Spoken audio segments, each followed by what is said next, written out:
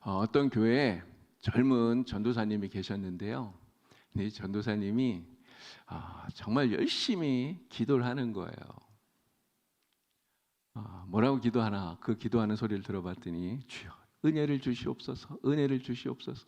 정말 은혜를 달라고 간절하게 기도를 해요. 근데 얼마나 간절히 기도를 하는지 성도들이 전도사님 하는 그 기도 소리를 듣고 은혜를, 감동을 많이 받았대요. 야, 진짜 우리 전도사님이 은혜를 사모하시는구나. 그런데 그렇게 은혜를 간구하시던 전도사님이요, 좀 지났는데 기도가 바뀐 거예요. 이제는 하나님 지혜를 주시옵소서, 지혜를 주시옵소서, 지혜를 달라고 그렇게 간구하는 거예요. 그래서 목사님이 하루는 이 전도사님한테 물어봤답니다. 아이고 전도사님, 그렇게 은혜를 달라고 간구하더니 지혜를 달라고 이렇게 기도 제목이 바뀌었네요. 이 친구가, 이 전도사님 하시는 말씀이 목사님 사실은요, 제가 좋아하는 자매 이름이 은혜인데요, 그 은혜 자매 동생을 만났는데 동생이 지혜예요. 근데 지혜가 더 마음에 들어서 지혜를 달라고 제가 이렇게 간구하는 겁니다라고 이야기를 하더랍니다. 뭐 은혜를 달라고 간구하든 지혜를 달라고 간구하든, 이런 기도라는 것은 정말 중요한 거 아닌가요? 우리가 하나님 앞에 기도해야 돼요. 기도해야 돼요. 우리 그리스도인들에게 있어서 이 기도는 정말 빼놓을 수가 없는 것입니다. 기도를 우리가 빼먹으면 안 돼요. 자, 그런데 기도에 있어서 우리가 오해하면 안 되는 것이 하나 있습니다. 무엇인가? 바로 이 기도라고 하는 것이 그 기도 자체에 힘 있는 것처럼 이렇게 생각하면 안 된다는 거예요. 이런 기도 자체에 무슨 능력이 있을까요? 기도 자체가 힘 있는 것이겠습니까? 사실은 그렇지 않아요. 기도가 힘 있는 것이 아니라 우리가 기도를 하면 그 기도를 들으시고 응답하시는 하나님이 능력이 있고 힘이 있는 거예요.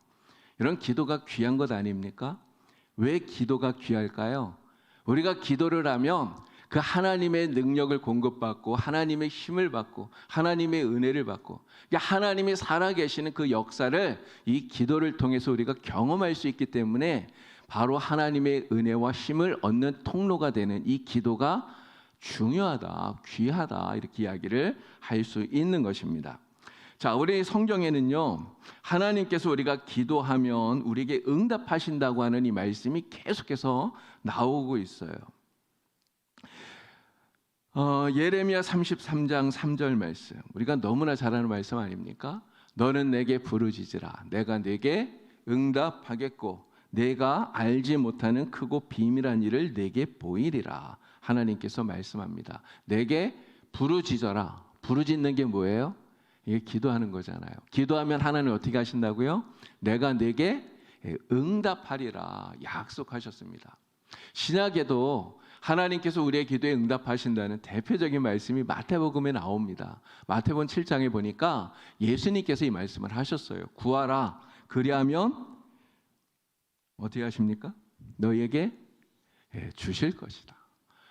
찾으라, 그리하면 찾아낼 것이다. 문을 두드려라, 그러면 너희에게 열릴 것이다.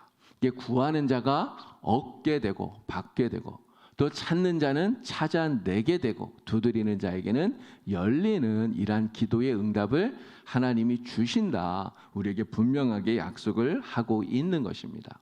이러한 말씀들이 우리에게 가르쳐 주는 것이 무엇입니까? 하나님은 기도하면 반드시 응답하신다는 거예요. 이 약속을 하시는 겁니다. 근데 만약에 우리가 기도해도 하나님이 응답하신다는 이런 약속이 없다면, 이런 약속이 주어지지 않았다면 이런 기도할 때 힘이 나겠습니까? 힘이 안 나겠죠. 약속이 없으면 내가 기도해도 하나님이 들으시는지, 들으실지, 또 응답하실지 전혀 알 수가 없잖아요.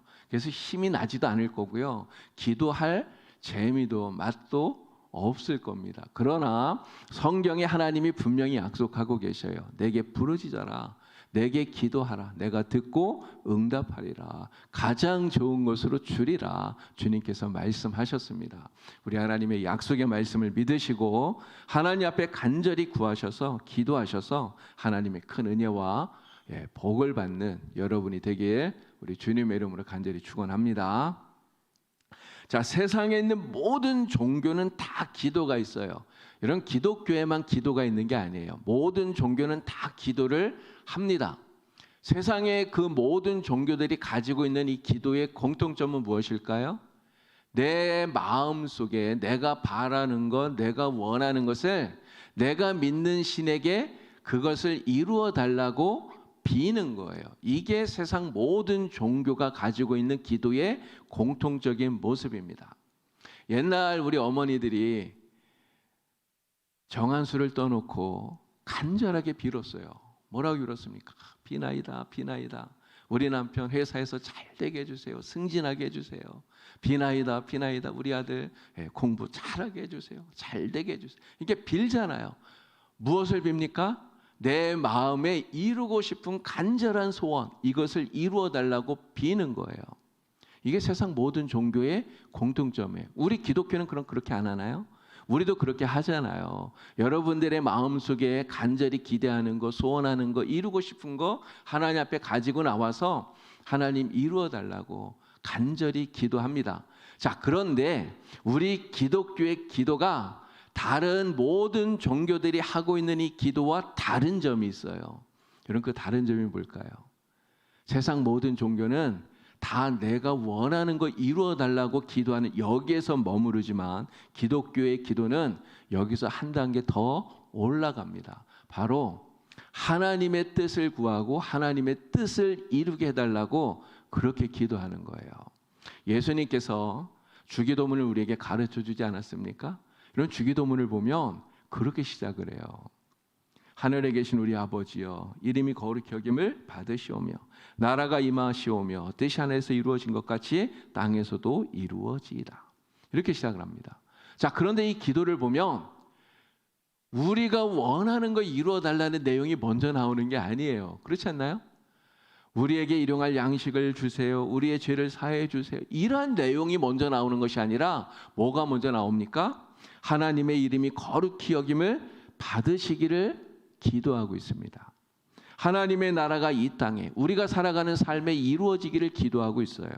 하나님의 뜻이 하늘에서 이루어진 것처럼 우리가 살고 있는 이 땅에서 하나님의 뜻이 이루어지기를 간절히 기도하는 내용이 주님이 가르쳐 주신 기도에 먼저 나온다는 거죠. 결국 이 말은 무엇입니까?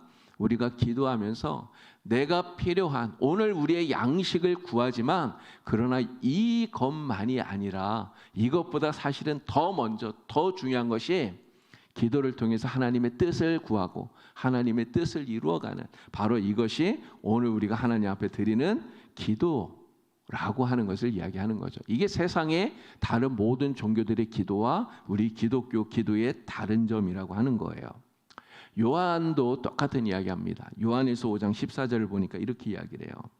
그를 향하여 우리가 가진 바 담대함이 이것이니 그의 뜻대로 무엇을 구하면 들으심이라 라고 요한이 이야기합니다. 그의 뜻대로 무엇을 구하면 하나님이 들으신대요. 자, 여기에서 말하는 그의 뜻, 그가 누구일까요?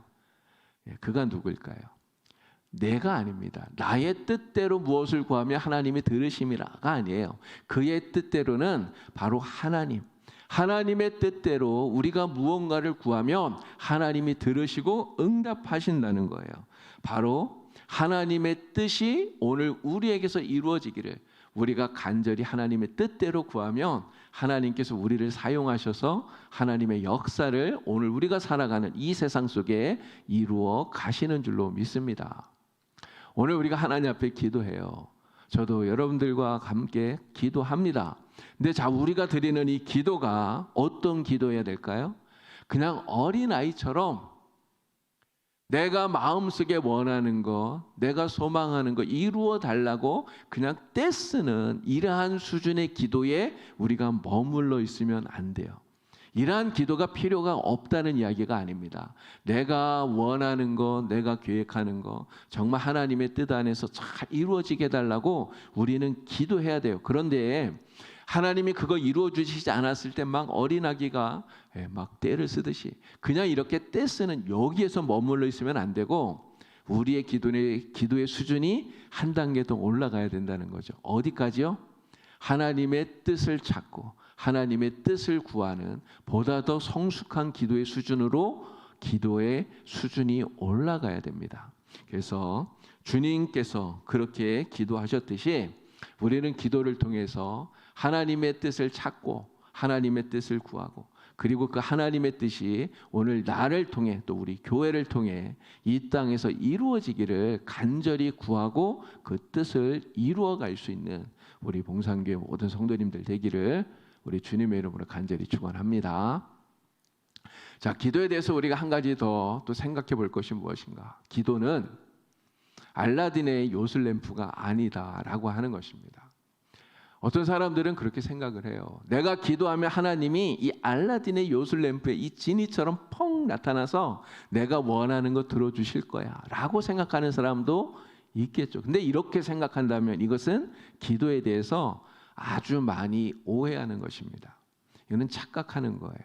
하나님은 이 알라딘의 요술램프에서 펑 하고 나오는 지니가 아니에요. 내가 기도하면 나와서 내 소원을 들어주시는 그런 분이 아닙니다. 내가 기도하면 내가 이 기도로 하나님을 내 마음대로 움직일 수 있다고 생각하면 이거는 오산인 거죠. 하나님은 우리의 종입니까? 내가 기도해서 하나님을 마음대로 부릴 수 있나요? 그런 분이 아니잖아요. 하나님이 우리의 종이 아니라 우리가 하나님의 종이에요. 그렇죠? 하나님은 우리의 주인이신 거예요. 자, 그러면 왜 하나님은 우리에게 기도하라고 말할까요?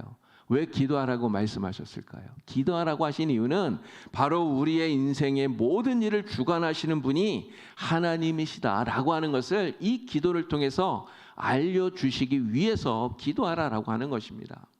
우리가 살아가는 인생의 모든 것을 생사화복을 하나님이 주관하셔요. 그렇기 때문에 하나님께 모든 것을 맡기고 이 기도를 통해 하나님의 뜻을 찾고, 그리고 하나님의 인도하심을 따라서 살아라. 주님께서 우리에게 가르쳐 주고 계시는 거죠. 오늘 우리는 이 기도를 통해서 하나님의 뜻을 구하고 또 기도를 통해서 하나님의 능력을 공급받습니다. 기도를 통해서 하나님의 뜻을 알고 주님이 인도하시는 대로 우리는 따라서 순종하면서 걸어가는 거예요. 그래서 이 기도는 바로 하나님이 나의 인생의 주인입니다 라고 하는 우리 믿음의 고백이 되는 것이죠. 하나님을 주인으로 모시고 사는 사람마다 기도하는 거예요. 반대로 얘기하면 기도하지 않는 사람은 하나님을 내 인생의 주인으로 아직 생각을 못하고 있는 거구나 라고 우리가 생각할 수도 있겠죠. 오늘 우리는 정말 하나님을 내 인생의 주인으로 온전히 모셔드리고 그 하나님의 뜻을 따라서 믿음으로 살아가는, 그래서 이 기도는 바로 우리의 믿음의 표현일 뿐만 아니라 하나님과의 인격적 교제다 이렇게 말할 수 있습니다. 하나님과의 이러한 교제가 풍성해질수록 우리의 삶이 풍성해져요. 하나님이 주시는 은혜가 우리의 삶에 가득가득 넘쳐나기 때문에 그런 것이죠. 여러분들 모두 다 정말 험한 풍파가 몰아치는 이 세상 속에서 하나님과의 이 기도를 통해서 정말 이 하나님과의 교제가 더욱더 풍성해지셔서 하나님이 주시는 은혜와 또 하나님 주시는 복이 삶에 가득가득 넘쳐나게 되기를 간절히 축원합니다. 기도를 통해서 하나님 주시는 이 은혜를 풍성하게 받으시고, 그래서 여러분들이 걸어가는 살아가는 인생길이 더욱더 안전하고 더욱더 기쁨이 넘치는 이런 복된 삶이 되길 우리 주님의 이름으로 축원합니다. 자, 오늘 야고보서에 있는 말씀을 읽었는데 이 야고보서 오늘 본문 말씀 속에서 야고보가 오늘 우리에게 기도에 대해서 여러 가지 교훈들을 가르쳐주고 있습니다. 5가지를 우리에게 이야기를 하고 있어요. 야고보가 가르쳐주는 이 5가지 기도의 교훈들을 말씀을 드리겠습니다. 잘 기억하셔서 정말 야고보가 가르쳐주는 이러한 기도가 우리의 삶이 되어서 하나님 주시는 은혜가 풍성하기에 주님의 이름으로 축원합니다. 자, 야고보가 가르쳐주는 5가지 기도의 교훈. 첫 번째는 범사에 기도하라라고 하는 거예요. 범사에 기도하라. 자, 야고보가 13절에서 이야기합니다. 우리 13절 말씀 다 같이 함께 읽어보겠습니다. 화면이 글씨가 작아서 잘 안 보이시는 분들은 나누어드린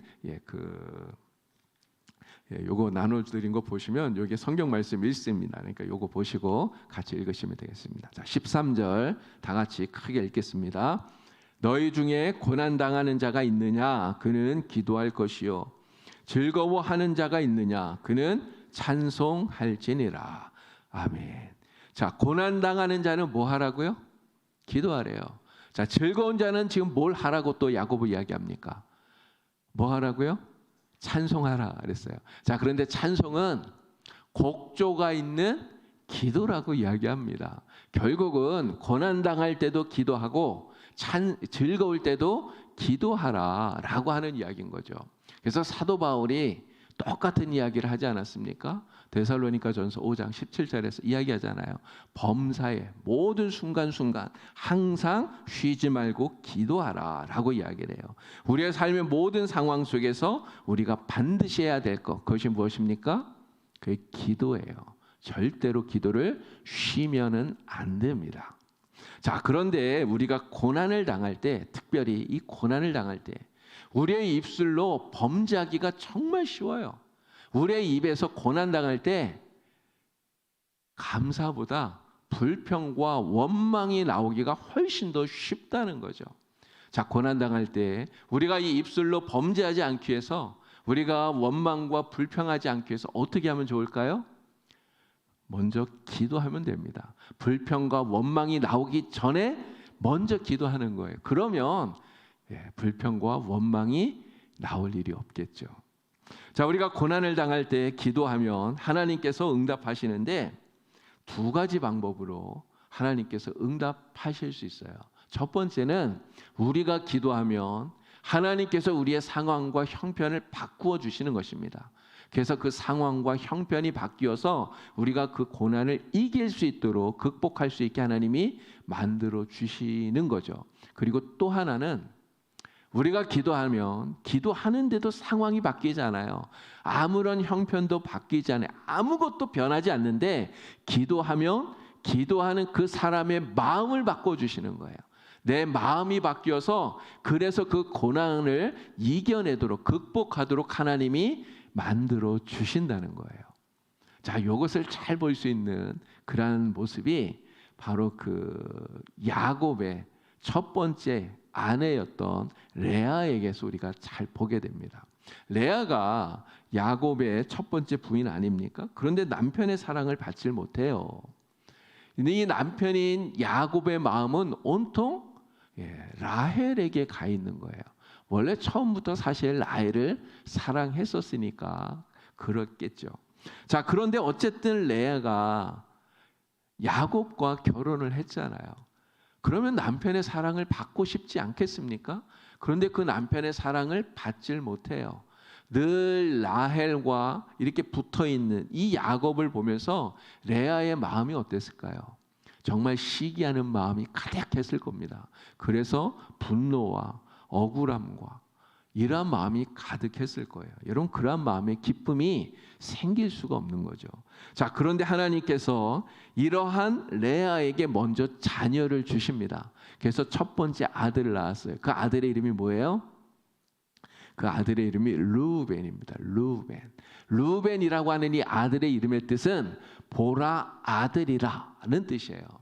레아가 이 아들을 딱 낳고 야곱에게 이야기하는 거예요. 나 아들 낳았어. 나 아들 낳았어. 보세요. 아들 낳았습니다. 이야기해요. 내가 이렇게 아들을 낳았으니까 이제는 야곱이 남편이 나를 사랑하겠지. 이런 생각을 했던 거죠. 자, 그런데 야곱의 마음이 레아에게 향했을까요? 그렇지 않아요. 상황이 바뀌지 않아요. 형편이 아무것도 바뀌지 않아요. 똑같았다는 거죠. 자, 두 번째 아들을 레아가 또 낳습니다. 두 번째 아들의 이름은 시몬이에요. 시몬. 시몬이라고 하는 이름의 뜻은 들으심. 그러니까 하나님께서 들으셨다는 뜻이에요. 하나님께서 내가 이렇게 아들을 낳지 못하니까 하나님께서 내가 사랑받지 못함을, 이러한 모든 형편을 하나님이 들으시고 나에게 이 아들을 주셨다, 이런 뜻이에요. 이렇게 이제 두 아들을 낳았으니 하나님께서 이 남편이 나를 사랑하겠지라고 생각하지만 아들을 둘을 낳았는데도 형편이 바뀌지 않아요. 똑같아요. 자, 이제 세 번째 아들을 또 낳습니다. 세 번째 아들의 이름은 레위입니다. 레위.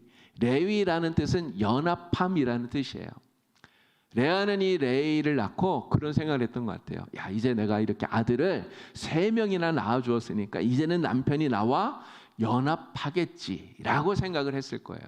그런데 야곱은 여전히 똑같아요. 여전히 똑같아요. 여전히 라헬만 봐요.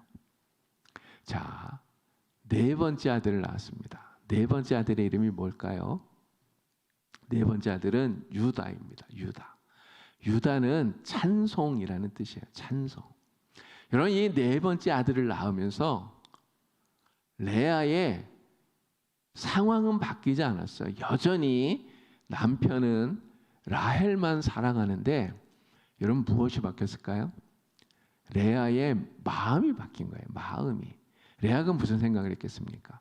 야, 지금까지 내가 남편만 바라보고 있었구나. 내가 남편의 사랑만 갈구하고 있었구나.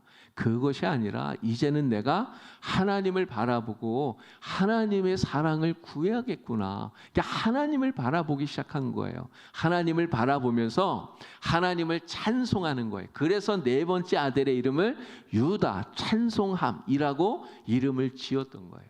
근데 그렇게 하나님을 바라보고 하나님을 찬양하니까 여러분, 레아의 마음이 어땠을까요? 그의 마음 속에 있었던 그러한 억울함, 아쉬움, 이런 것들이, 서운함, 이런 것들이 다 사라지고 하나님이 그 마음에 기쁨과 평안을 주셨다는 거예요. 여러분, 오늘 우리도 마찬가지입니다. 우리의 인생 속에 힘들 때가 있어요. 고난당할 때가 있고 어려울 때가 있습니다. 그러나 그때 우리는 누구를 바라봐야 될까요? 하나님 바라봐야 돼요. 우리가 열심히 기도해도 상황이 하나도 바뀌지 않을 수 있습니다. 그러나 우리가 간절히 기도하면 하나님이 내 마음을 만져주셔서 나의 마음을 바꿔주실 거예요. 그래서 내 마음이 강하게 만들어주시고, 그래서 어떠한 어려움도 다 극복하고 이겨낼 수 있도록 그러한 마음으로 하나님이 변화시켜 주시는 줄로 믿습니다. 그러한 마음으로 정말 고난 중에도 기도하고 즐거울 때도 기도하고, 그래서 범사에 기도해서 하나님의 은혜가 삶에 풍성해지는 이러한 은혜를 여러분들이 다 누리게 되길 우리 주님의 이름으로 간절히 축원합니다. 자, 야고보가 가르쳐주는 기도의 5가지 교훈 가운데 두 번째입니다. 두 번째는 병든 자를 위해서 기도하라라고 하는 것입니다. 병든 자를 위해 기도하라. 자, 야고보 5장 14절 말씀 우리 다 같이 함께 읽어보겠습니다. 너희 중에 병든 자가 있느냐? 그는 교회의 장로들을 정할 것이요, 그들은 주의 이름으로 기름을 바르며 그를 위하여 기도할지니라. 아멘. 자, 이 말씀 보니까 야고보가 병든 자를 위하여서 기도하라고 이야기를 하는데, 특별히 누구를 청하여서 기도하라고 그럽니까? 교회의 장로들을 청하여 기도하라라고 이야기했어요. 여러분, 장로를 부르라고 하는 이 말이 무슨 뜻입니까? 왜 장로를 부르라고 하는 걸까요? 여러분, 장로님한테 우리 집에 우리 남편이 아픕니다, 아내가 아픕니다 이야기하면, 그러면 교회 모든 사람이 다 알게 돼요. 장로를 부르라고 하는 이 말은 내가 아픈 거, 병든 거 숨기지 말고 교회에 이야기하라는 이야기입니다. 교회에 알려서 모든 성도들이 다 같이 함께 기도하도록, 함께 병든 자를 위해서 온 교회가 한 마음으로 기도하라라고 하는 거예요. 여러분, 어떤 사람들은 또 이런 이야기도 합니다. 병이 들면 기도해야지.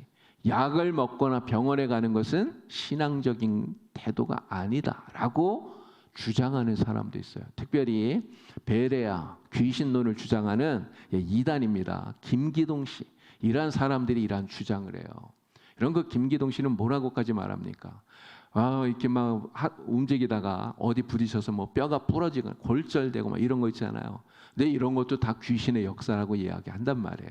그래서 병원 가지 말고 기도해서 나아야 된다고 얘기한다는 거죠. 자, 그러나 이것은 성경적이지 않아요. 오늘 본문 말씀 보니까 야고보가 뭐라고 말합니까? 병든 자가 있느냐? 기도하라 라고만 말하지 않았어요. 오늘 말씀 보니까 뭐라고 말합니까? 주의 이름으로 뭘 바르라고 되어 있습니까? 기름을 바르라는 거예요. 기름을 발라라. 여러분, 지금은 기름 안 발라도 돼요. 여러분, 기름을 바르라고 하는 이 말은 초대교회 당시에 그 당시의 치료법이었던 거예요. 치료법. 여러분, 사마리아 사람이 길을 가다가 여리고에서 그 여리고로 가던 그 사람의 강도를 만나서 거진 죽게 되었잖아요. 그 사람을 만났을 때 이 사마리아 사람이 어떻게 합니까? 너무나 위급하니까 응급 치료를 하는데 그 치료법이 뭐예요? 상처에 기름을 붓고 포도주를 붓고, 이게 응급 치료였다는 거예요. 이런 사도 바울도 마찬가지 아닙니까? 사도 바울이 전도 여행을 다니는데 그와 동행했던 사람이 있어요. 누가. 이 누가의 직업이 뭡니까? 의사예요. 의사. 이게 사도 바울도 의술에 도움을 입었다는 거죠. 여러분, 하나님께서는 지금도 마찬가지죠. 의술을 통해서, 의사를 통해서 하나님은 지금도 역사하고 계셔요. 그렇기 때문에 내가 아플 때, 병들었을 때 약 먹는 거, 병원 가는 거, 이건 믿음 없는 거 아닌가? 나 기도해야 되는데. 이런 기도하면서 병원을 가야 되는 거죠. 제가 예전에 어떤 병원을 갔더니요, 그 병원에 다 이렇게 크게 써놨더라고요. 우리는 치료하고 하나님은 고치신다라고 써놨더라고요. 네, 여러분, 이거는 진짜 맞는 거예요. 치료는 의사가 합니다.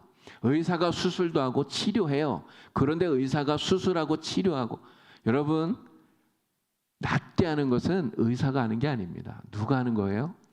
하나님이 하시는 거예요. 하나님이 새살이 돋게 하시고, 하나님께서 거기에 생기가 돋게 하시고 낫게 만드시는 거죠. 그래서 오늘 우리는 하나님 앞에 기도하면서 잘 치료되어 주고, 진짜 하나님 나를 낫게 해주세요. 나를 고쳐주세요. 우리는 기도하면서 나아가야 되는 거죠. 우리 교회에도 또 아픈 분들이 많이 계시잖아요. 그 아픈 분들 우리가 어떻게 해야 됩니까? 서로를 위해서 기도해야 돼요. 병이 낫기를 위해서 간절히 기도해서 정말 우리 성도들 낫는 기적의 역사, 치유의 역사를 경험하게 되길 우리 주님의 이름으로 축원합니다.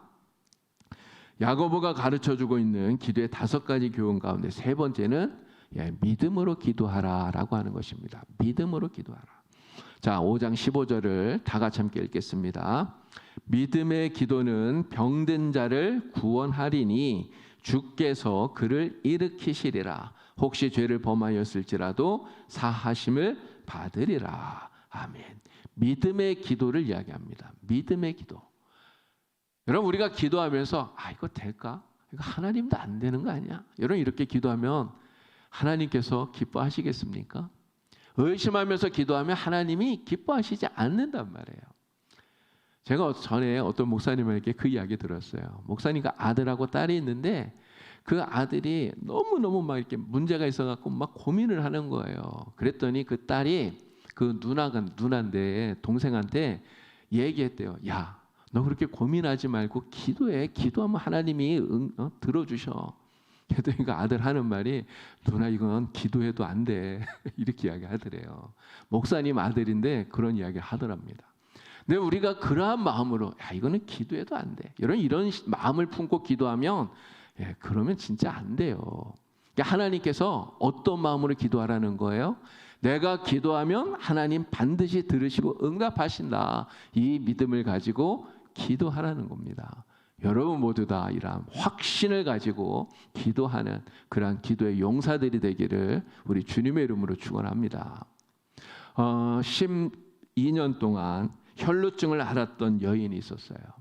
여러분, 이 혈루증을 앓던 이 여인이 정말 그 꽉 차있는 이 군중들 그 틈을 비집고 예수님께 가잖아요. 그리고 예수님께 가까이 가서 어떻게 합니까? 뒤에서 예수님의 옷자락을 만졌어요. 여러분, 왜 손을 댑니까? 왜 군중 틈을 비집고 나온 거예요? 내가 예수님 옷에 손만 대도 나을 거라고 하는 확신이 이 여인에게 있었기 때문인 거예요. 예수님께서 이 여인을 돌아보시면서 이야기하셨잖아요. 딸아, 안심하라. 내 믿음이 너를 구원하였다. 주님 이렇게 이야기합니다. 무엇이 여인을 구원했다고 말합니까? 확신 있는 믿음. 정말 확신하는 이 믿음. 이 믿음이 우리를 구원하는 거예요. 2차 대전 당시에 독일 군들이 런던 시내를 막 폭격을 합니다. 매일같이 막 폭격을 하는 거예요. 그러니까 밤마다 이 폭격이 계속되니까 사람들이 너무나 두려워서 밤에 잠을 못 자요. 우리 집에 언제 폭탄 떨어질지 모르는데 이런 잠이 오겠습니까?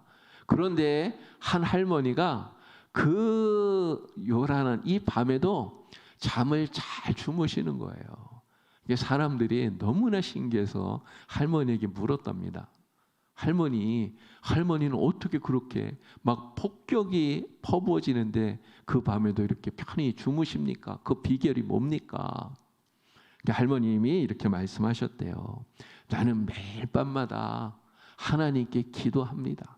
하나님께 기도하면 하나님이 나를 지켜주신다는 확신이 생겨서 그러면 잠이 잘 와요. 하나님이 깨어서 나를 지켜주시는데 굳이 나까지 깨어있을 필요가 뭐가 있겠습니까? 라고 이야기를 하더래요. 하나님이 깨어서 정말 나를 지켜주시는데 굳이 내가 깨어서 걱정하고 있을 필요가 없는 거죠. 하나님을 확실하게 믿는 믿음, 이 믿음이 있으면 우리의 기도에 하나님이 가장 좋은 것으로 우리가 기도하는 것보다 더 좋은 것으로 응답해 주실 줄로 믿습니다. 이런 확신에 찬 기도를 드려서 기도에 응답받는 여러분 되길 주님의 이름으로 축원합니다. 자, 야고보가 가르쳐주고 있는 기도의 5가지 교훈 가운데 4번째입니다. 4번째. 의인임을 믿고 내가 의인이라고 하는 이 사실을 믿고 이 믿음을 가지고 서로를 위해 기도하라라고 하는 거예요. 자, 5장 16절을 다 같이 또 읽겠습니다. 그러므로 너희 죄를 서로 고백하며 병이 낫기를 위하여 서로 기도하라. 의인의 간구는 역사하는 힘이 큼이니라. 아멘. 자, 5장 16절에서 야고보가 뭐라고 말합니까? 의인의 간구는 역사하는 힘이 크다고 얘기해요.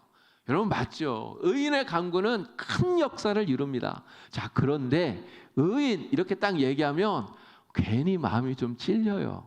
내가 의인이야 이렇게 말하기가 뭔지 모르게 좀 부담스러움이 있다는 거예요. 여러분 왜 그럴까요? 로마서 3장 10절을 보니까 이렇게 이야기합니다. 세상에 의인은 없나니 하나도 없다라고 이야기를 해요. 의인이 없대요. 그리고 나 자신을 좀 생각해봐도 하나님 앞에 내가 의인이라고 말하기가 너무나 부끄러워요. 죄가 너무 많아서 너무나 부족해서 그렇다는 거죠. 자, 그런데 야고보가 여기에서 말하는 의인의 간구는 역사하는 힘이 크다고 말할 때 이 의인이 누구인가를 우리는 분명히 알아야 됩니다. 내가 옳은 일 많이 해서 내 힘으로 의롭게 된 사람을 말하는 게 아니에요. 이러한 사람들, 바리새인처럼 나 착한 일 많이 했으니까 나는 의로 이렇게 얘기하는 사람, 주님은 의롭다고 말하지 않아요.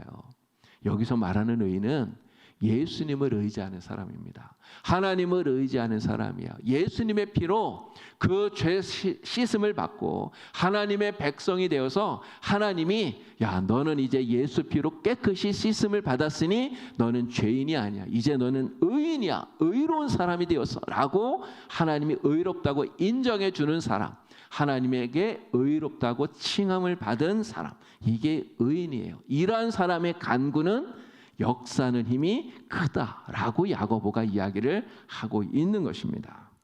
자, 그러니 우리는 어떤 확신을 가져야 됩니까? 우리는 지금 다 누굴 믿습니까?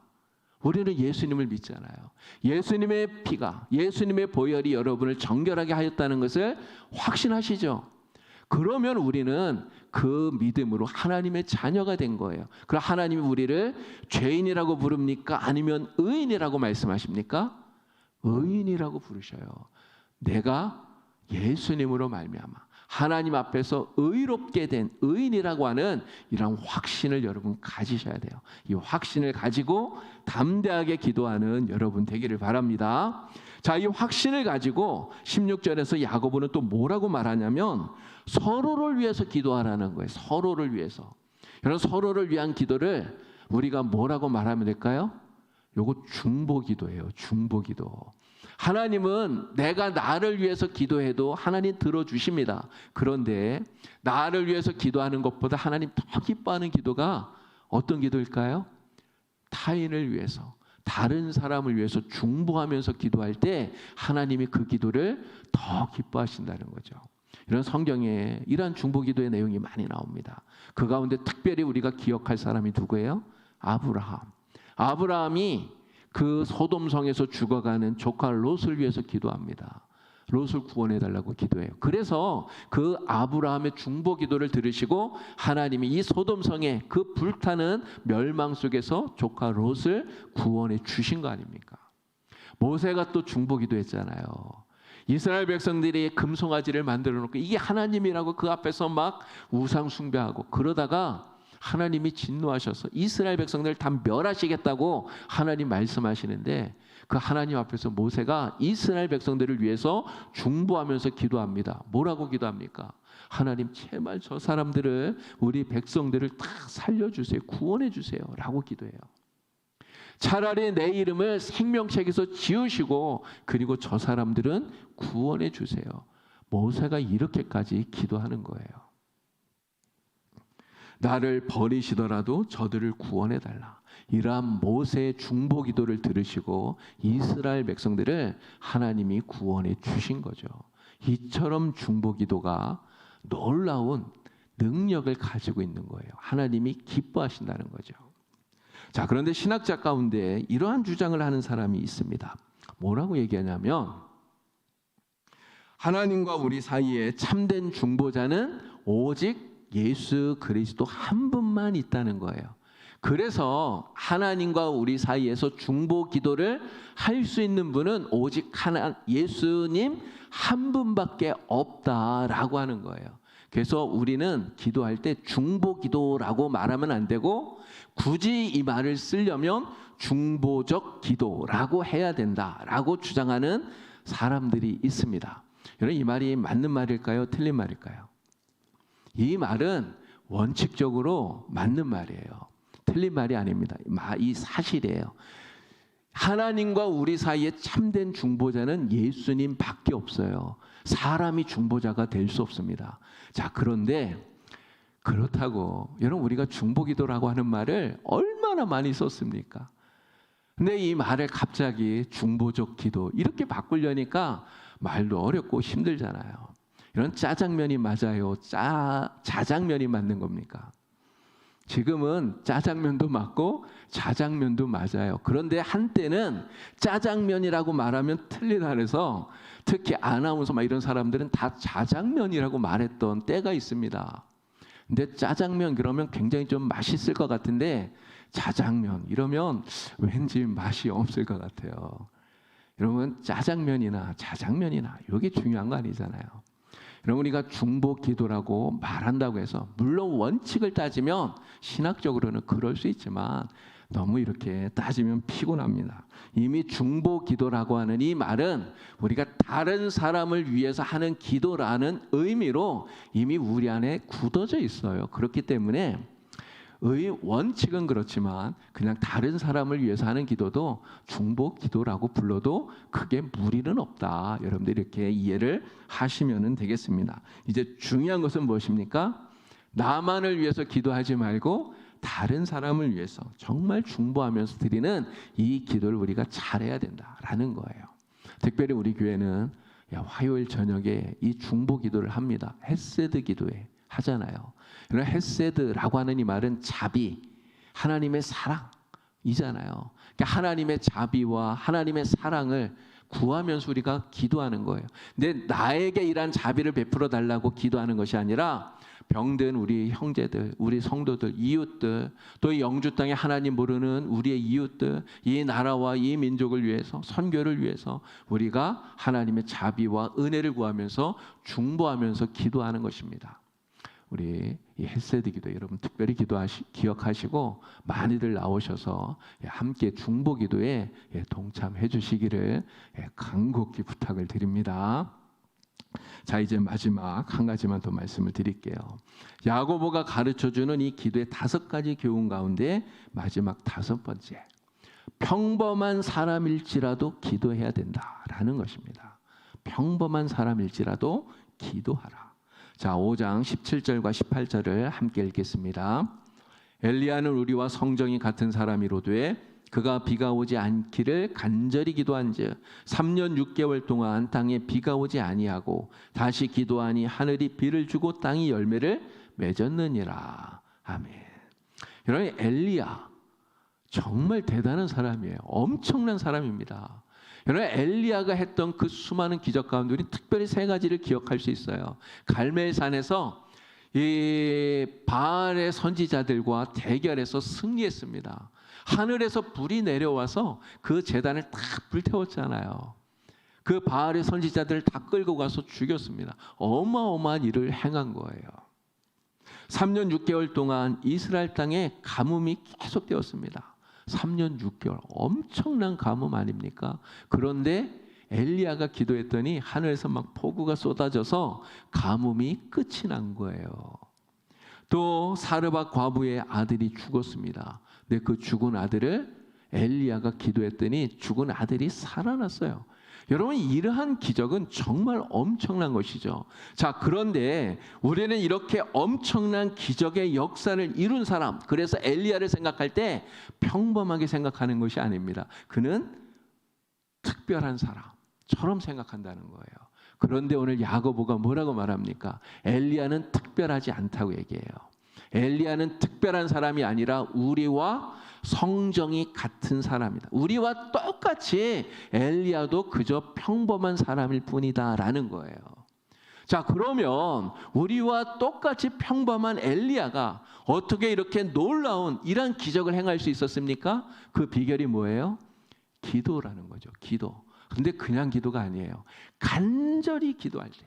오늘 말씀에도 나오잖아요. 그가 비가 오지 않기를 간절히 기도한즉 비가 오지 않고 다시 간절히 기도하니 비가 내리더라 이야기예요. 그러니까 간절히 기도할 때 바로 이러한 엘리야를 통해서 하나님이 놀라운 기적의 역사를 이루어 주신 거예요. 간절히 기도했다는 거. 여러분, 이거 우리가 정말 명심해야 됩니다. 내가 하나님 앞에 기도하는데 왜 하나님 응답해 주시지 않을까? 여러분, 정말 간절히 기도하셨습니까?